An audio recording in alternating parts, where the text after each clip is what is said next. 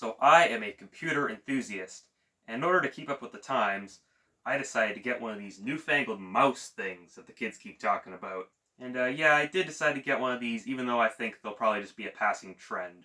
So here it is, the Commodore 1351 mouse from 1986, the perfect solution for alternate keyboard entry. Just point and click, it's that simple to create pictures or quickly edit documents with your 1351 mouse in Commodore 128, 64, or 64C computer. 1351 features two modes of operation. We'll get to that later. How does a mouse work? As you slide the mouse around on a flat surface, the movement of the ball inside the mouse is translated into movement of a pointer or cursor on the screen.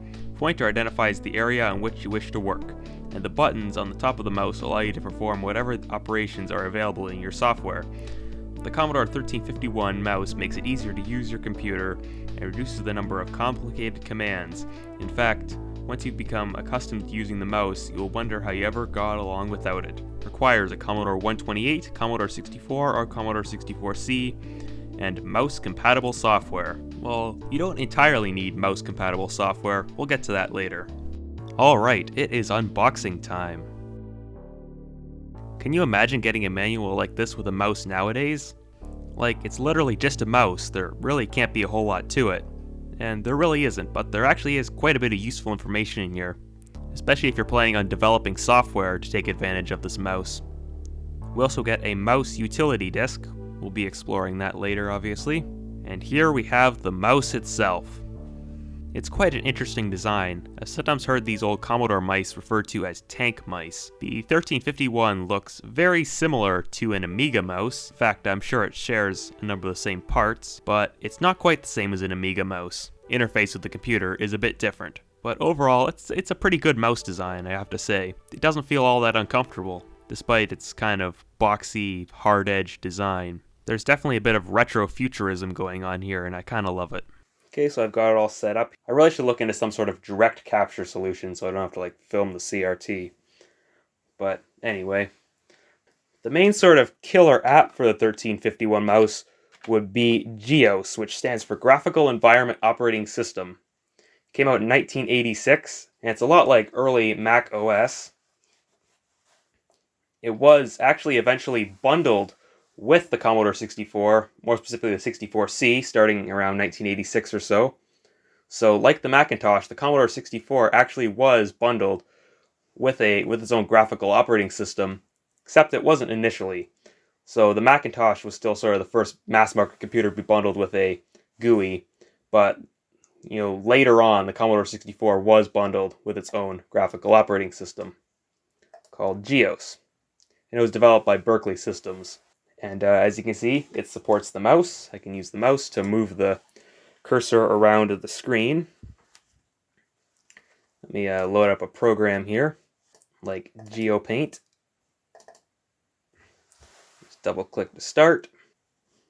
So here's the Creates Pictures part of the mouse.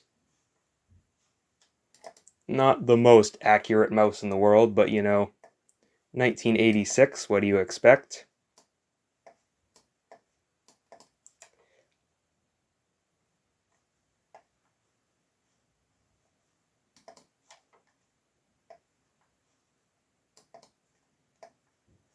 And I'm also holding it at a weird angle. Here's GeoWrite. It's a pretty good word processor that was bundled with Geos. It is fully what you see is what you get. And we can use the mouse to select text, which is really handy. And we can do different things like select different fonts.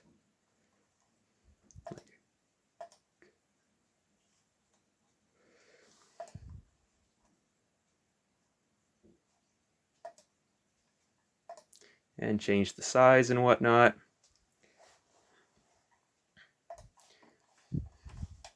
And of course we have a full GUI with drop-down menus, which was a very new and novel thing at the time. Geos and all applications made for it are all designed to use the 1351 mouse primarily. You can also use a joystick, but it's best used with a mouse, and that's mainly what this was made for.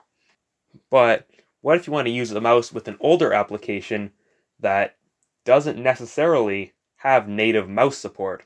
Well, Commodore thought of that, and you can actually use this mouse with programs that weren't meant for a mouse. And I'll show you that right here. So if I power the computer off, hold down the right click button, and power the computer back on again, the mouse goes into a joystick sort of emulation mode. So the computer actually thinks there's a joystick connected. So like one of these. So moving the mouse left is the same as moving the joystick left, and moving the mouse down is like moving the joystick down. Moving the mouse up is like moving the joystick up, and it emulates a joystick, and pressing the fire button on the joystick is the same as pressing left click. So the computer thinks it's a joystick connected, but it's actually a mouse.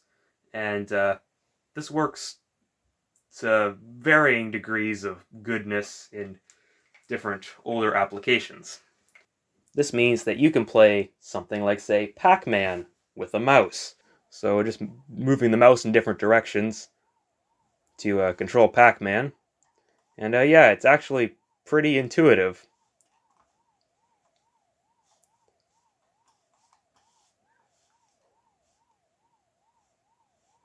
Albeit a bit weird.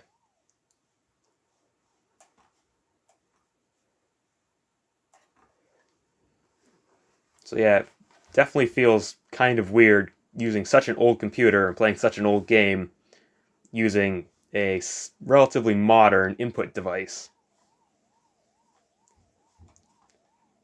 And it's really awesome that Commodore included that compatibility mode in there, which massively increases, the number of programs that the mouse can be used with, and just makes it, more useful. So there is one game that I'm aware of that does actually natively support a mouse, and that is Arkanoid Revenge of Doe from around 1987, I believe. And we can, as you can see, it has multiple input options for keyboard, joystick, and mouse. We can type N for a Neos mouse. I'm not totally sure what that is, but we'll hit C for CBM mouse, Commodore mouse. And what this game is essentially like a Breakout clone. It's just Breakout, but souped up. And we can control it with a mouse. And it's basically just move the mouse back and forth to move our platform back and forth. There's no up and down.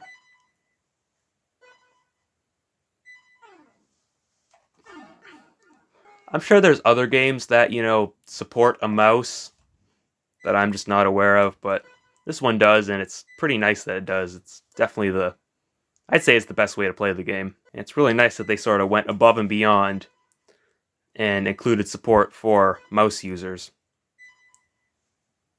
Or, people who had a mouse back in the day. So I'm sure some of you guys are dying to know what is on this mouse utilities disk. And let's find out.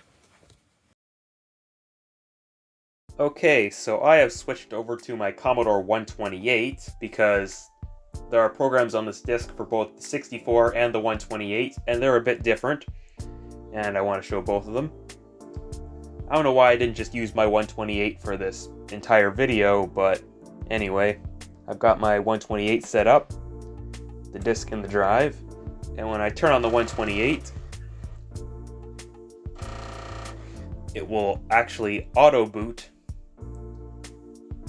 to this. So use the C128's auto boot feature to bring us to this little menu, and it's got these programs called El Cheapo Paint. Don't know who named it that, but it's basically just the same as the type-in programs in the manual. They're written in BASIC, and they're just little paint programs. That's for the port. We'll do port 1. And there we go. Got our mouse cursor, and we can draw on the screen. Let's see if we can draw a little smiley face here.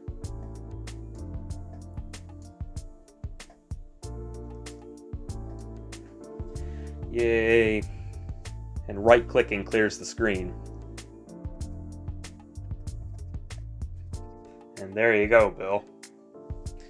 And the one called Example from Manual also appears to basically be the same as El Cheapo Paint. I don't know why there's so many different ones, but El Cheapo Paint is just the type-in from the manual. So El Cheapo Paint, Improved El Cheapo Paint, and Example from Manual are all the same basic program. And, well, they can be typed in from the manual. There's also Educational Demo Program. It just puts a bunch of shapes on the screen, tells you to select the shape. So here it says select the circle. There we go, it makes a little sound. Select the diamond. Really basic stuff. And it's just meant to sort of familiarize yourself with the concept of the mouse and just like moving the pointer around the screen and clicking on things. What happens if I select one wrong? This is a really new concept back in the day. So, you know, people really were not at all familiar with the concept of using a mouse the same way they would be nowadays. This is just to like sort of help familiarize people with, you know, moving a pointer on the screen with a mouse and clicking on things. Let's head over to 64 mode.